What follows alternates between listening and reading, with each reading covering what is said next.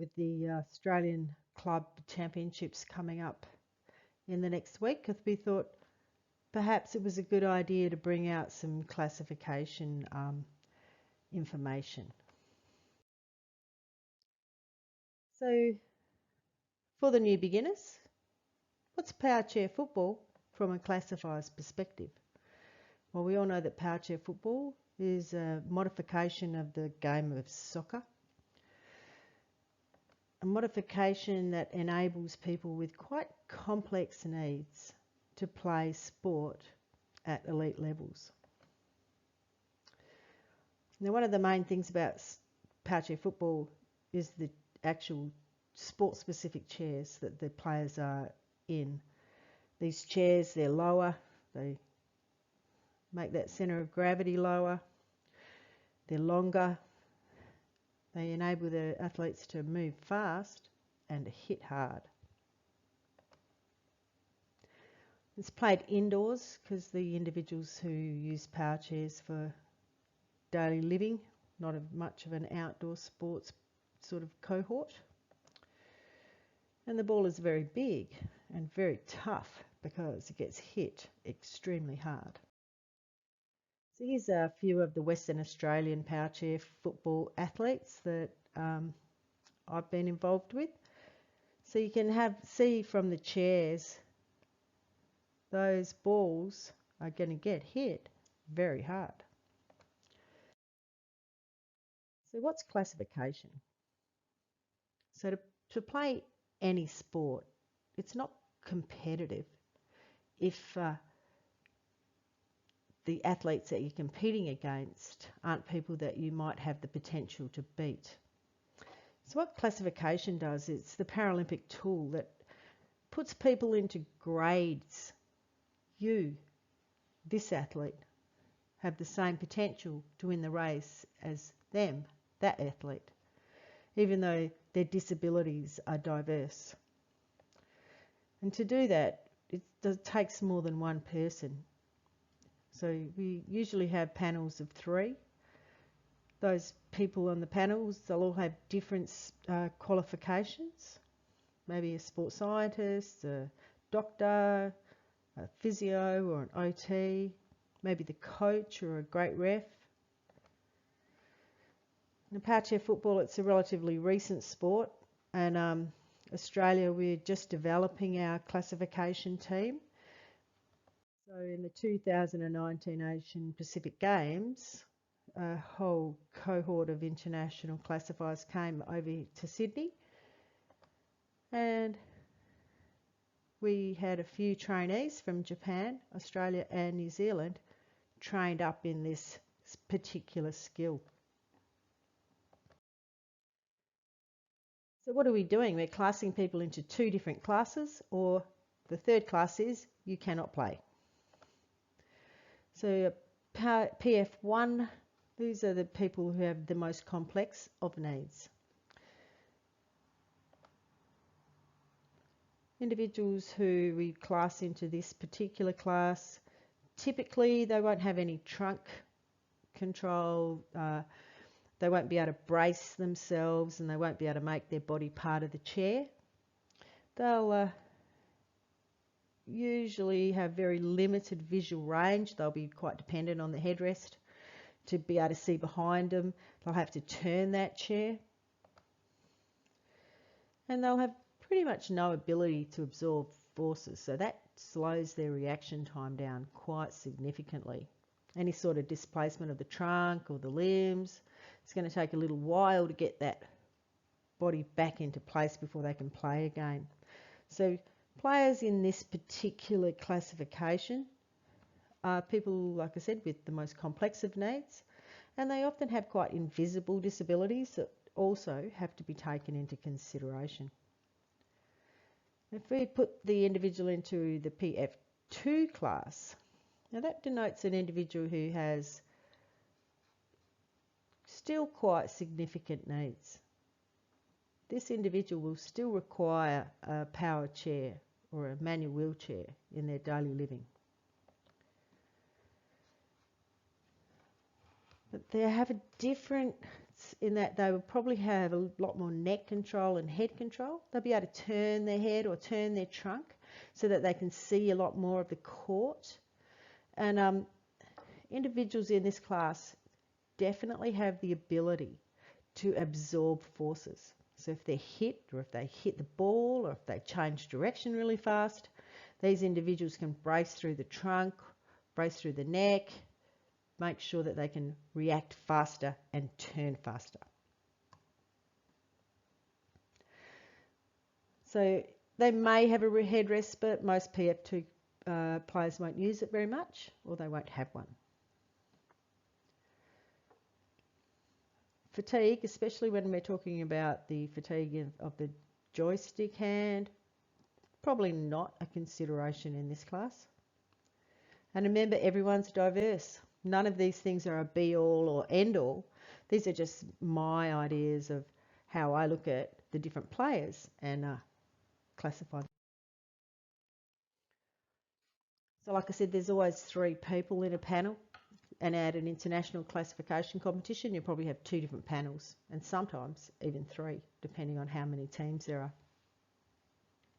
But no matter how many panels you've got, every athlete's going to go through the same setup. You're going to have a medical classification where we'll look at the documentation, we'll look at the medication, see what your doctor says about your disability, and then we'll look at then there's the medical and the technical joined together to have a look at the chair. What strapping do you use?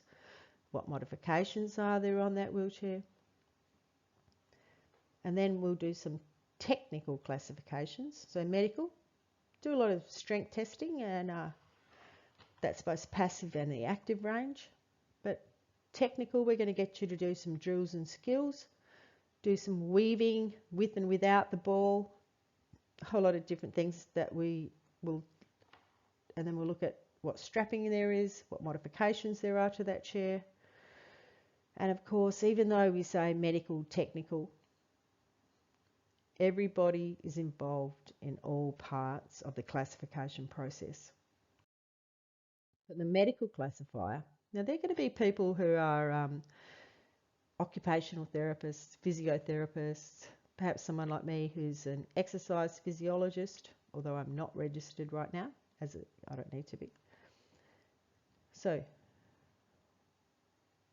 what the medical classifier is going to do, read the documentation that the athlete brings from their doctor. Now you can bring anything you want to that you think is going to verify the fact that you are eligible to play the sport.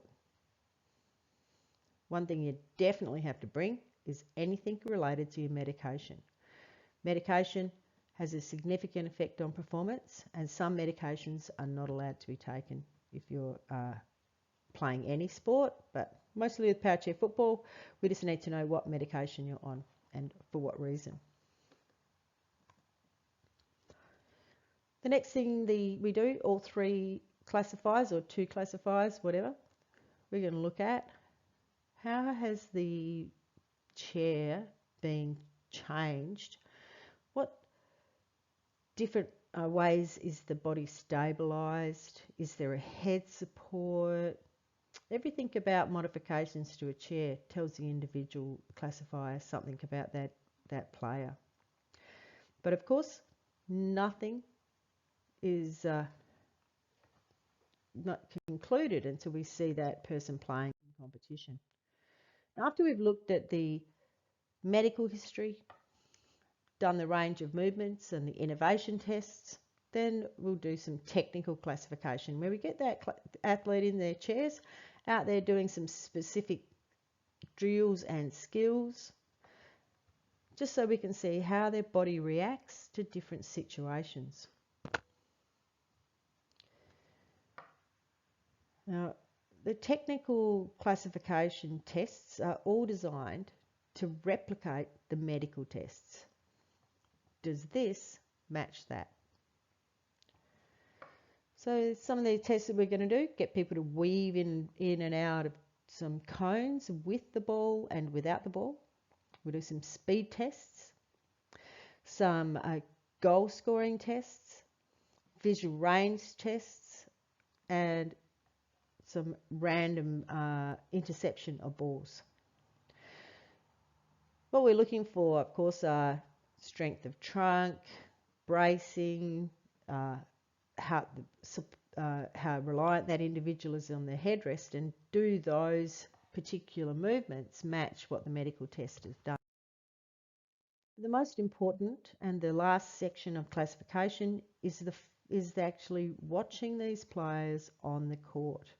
What a classifier is doing, they're looking at an untrained athlete and assessing what's their potential. So competition observation, that is a place where you really see all of the strengths and limitations of an athlete highlighted.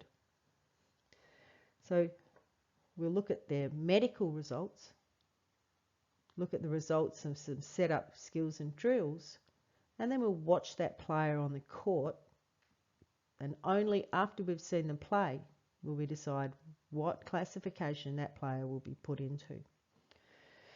If the player's competition profile doesn't match the profile of their medical and technical tests, so we might take that player off the court and do some more tests just to make sure that we haven't made errors. Now, why do I think I should be a classifier? Well, I've been doing classification as a professional development for quite a long time. In 1992, I started working with people with complex needs, specifically cerebral palsy. And before that, I'd done all this study with elite athletes and individuals with autism, and the cerebral palsy body, it was a new world to me. And trying to train somebody with a body like that, I didn't know how to learn that stuff. So I started swimming classification. From swimming classification, I got involved in classifying any sport that an individual with cerebral palsy could play. So in New Zealand, I was part of bringing the sport of bocce to New Zealand. And through the Cerebral Palsy Society of New Zealand, I ran tournaments every single year, and we took athletes over to Australia and eventually different places to play bocce. So I classified a lot of different sports, but in 1996 I started classifying wheelchair rugby. A person who came to my exercise physiology classes with cerebral palsy started playing, and from that time on I was pretty stuck into wheelchair rugby. I loved classifying that sport, and it taught me more about the human body than anything I've ever done before in my whole life. In the year 2000, I was accredited as the wheelchair basketball classifier at the Sydney 2000 Paralympics, which was a great honour. And then in 2019, as you've already seen, I decided to go back into the sport of classification and started Powerchair Football. Living in Western Australia, where we're so isolated, it's pretty hard to be a classifier because you've got to be in touch with the sport. But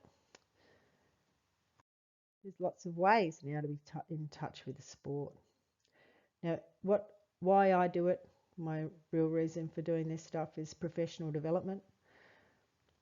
I'm an exercise physiologist and I only work with people with complex needs, and I feel that to really understand the individual with complex needs, because every individual is so diverse, I need to make sure that I see a lot of people with complex needs.